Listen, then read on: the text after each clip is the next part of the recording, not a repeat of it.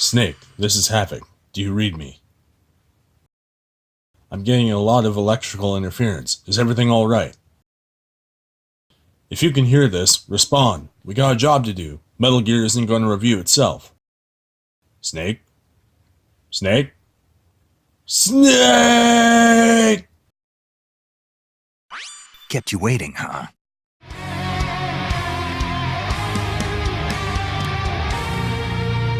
What up, everyone? I am GallantHavoc, and I'm back with another review. Although, once again, this time it's not Zelda. Gotta keep the variety, you know? No.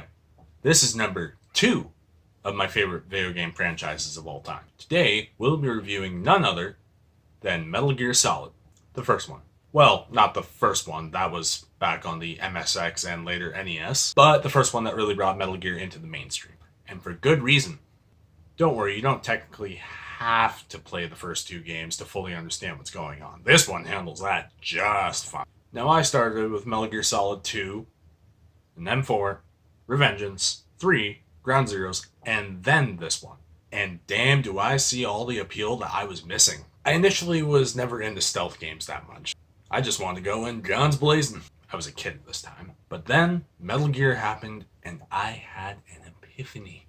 My life was given new meaning. Be patient, be cautious, be aware of your surroundings, question everything, take risks carefully, think about your every move, don't be seen, and do not kill. Or kill. Everyone. It will come back to bite you, which is something I really like about this game. Cause and effect. Your actions have consequences, something not seen in a lot of action shooters today. It was this game that really pioneered the stealth genre, and it works, even by today's standards. Sure, some of the elements have been improved on, heavily. You can't shoot in first person, you could only shoot in the general direction of your enemy, you couldn't quite move while crouched, instead you crawled on the floor like a snake. You should crawl on the ground like the snake you are. But being the first of its kind, some kinks were expected. Now, being a stealth game, you obviously had to stay out of sight. If you're seen, yeah, it gets really difficult really fast. A formula they've improved on today. This is one of the first games to add sight and sound to add to the realism. And footprints in the snow. The soldiers could track you. And it worked.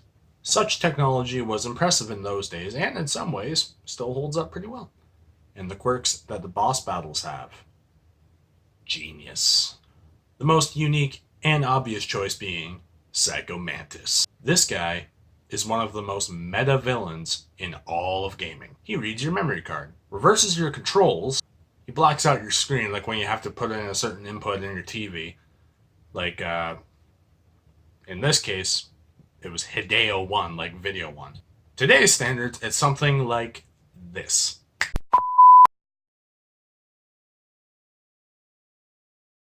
And to demonstrate how powerful he really is, he vibrates your controller across the floor or table. It literally moves. And the way you beat him? Change controller ports. Change controller ports! If that's not creative, I don't know what is. This is Hideo Kojima we're talking about. The other boss battles are pretty straightforward for the most part, but they each have their own flavor. Revolver Ocelot, a man who can ricochet bullets off of everything using his Colt single-action army. This is the greatest handgun ever made, the Colt single-action army. Who also turns out to be one of the biggest characters in the entire series. You have Vulcan Raven, who you fight in the tank using only grenades, the first time around.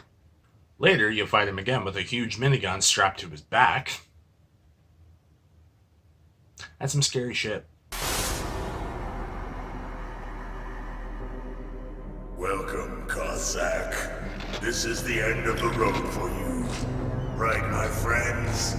The cyborg ninja, who can turn invisible and deflect bullets with his sword.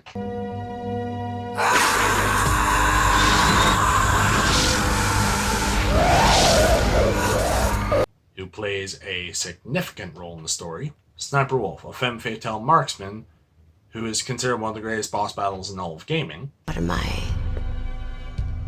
Special prey. Got it.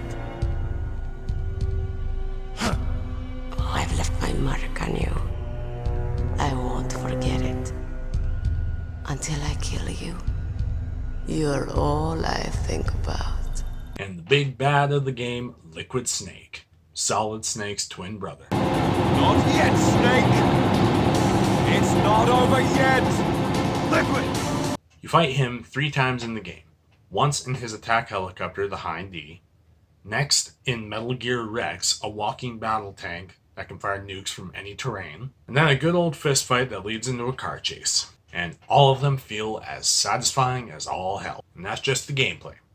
Earlier I mentioned, this is Kojima we're talking about. Above all, he's a storyteller. And a damn good one at that.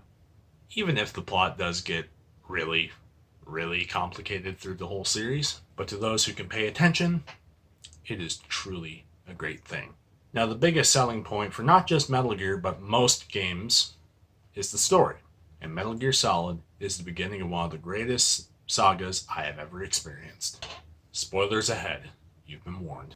The year is 2005. Solid Snake has come out of retirement and is sent to Shadow Moses Island. He's sent there to stop a terrorist group known as Foxhound, a group of defected Special Forces soldiers. They're threatening to launch a nuclear attack if their demands aren't met.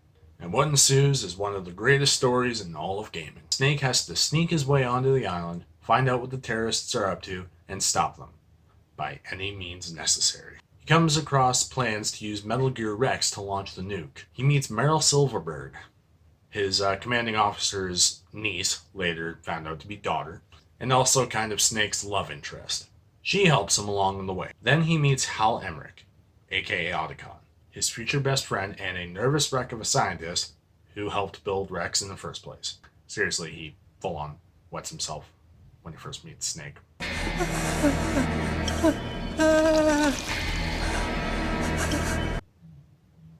Pretty embarrassing. Now he seeks to atone for his mistake and help Snake with all the advice, all his knowledge of the island, all his knowledge of tech. He essentially becomes the Q to Snake's 007.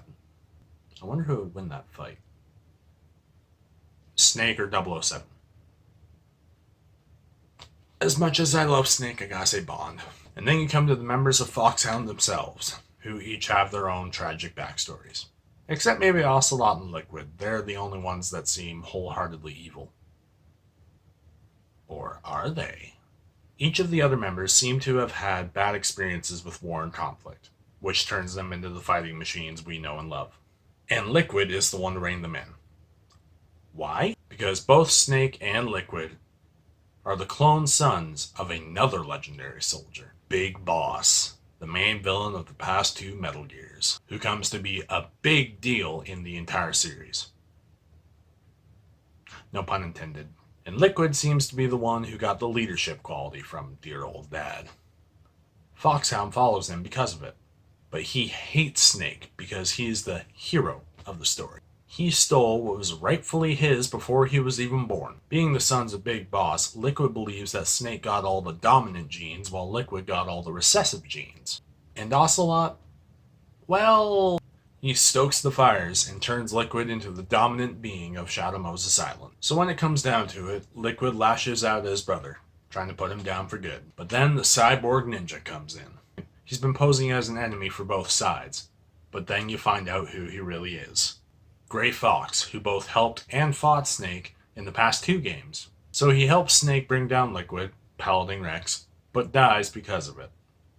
And man, does Snake make you feel it. There's a point before Fox dies where you're aiming a rocket launcher at him and Rex, but Snake can't bring himself to fire. Instead, he keeps telling himself, "I can't do it." Snake just can't bring himself to shoot a rocket at his best friend. Former best friend. What even is Gray Fox? War changes people. In his hesitation, Fox is eventually crushed under the foot of Metal Gear Rex. And then it's on. Since Fox helped you weaken Rex, you're eventually able to bring the behemoth down. And then you come to the fist fight on top of Metal Gear against Snake's brother. You knock Liquid off the decommissioned Rex, and then take Meryl to a nearby truck to get off the island before it is blown sky high. But Liquid, being the resilient shit that he is, chases you down in a truck of his own, which eventually crashes at the end of a tunnel. Liquid finally dies of a virus called Foxdie, which was injected into Snake before the mission even began. Foxdie targets the individual genetic code of a person and eventually kills them in what looks like a heart attack. It killed 2 people Snake was sent to get out earlier in the game, but he didn't know about it at the time. So Liquid finally succumbs to it, and Snake and Meryl escape on a snowmobile to continue with their lives. Or Otacon if Meryl died during the fight with Sniper Wolf, which you have all the power to stop. But anyway, that's the story of Metal Gear Solid. The bare bones of it, anyway. There's a lot more in the codec conversations and throughout other cutscenes sprinkled out through the game, and they're fantastic. But for the sake of this video, I will leave it at that. Seriously, if you haven't played this game, do it. Or find a cutscene montage on YouTube if gaming's not really your thing, or if you're not up to a challenge. Cowards. I guarantee it is worth it. So as a whole, Metal Gear Solid is definitely a great time. I did have some gripes with it though, like a huge backtracking segment. That was annoying. I'm sure people who've played it know what I'm talking about. And yeah, the controls feel a bit dated, but luckily I play a lot of fighters, so I'm used to using just the D-pad. Of course, it wasn't only until I played it on the PS3 that I found out I could switch to analog. The codec conversations, they were fun, but they could get a little repetitive and annoying, especially with hand-holding, especially when you've played the game a few times. But Metal Gear Solid brought so much to the table. Fully fleshed out cutscenes with voice acting, while using the in-game graphics. Revolutionary gameplay and boss fights.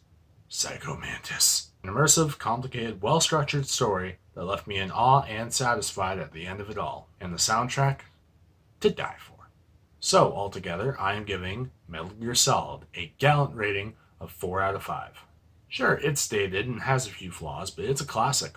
And classics can be better than modern games, whether it be nostalgia, overall stats, or personal opinion.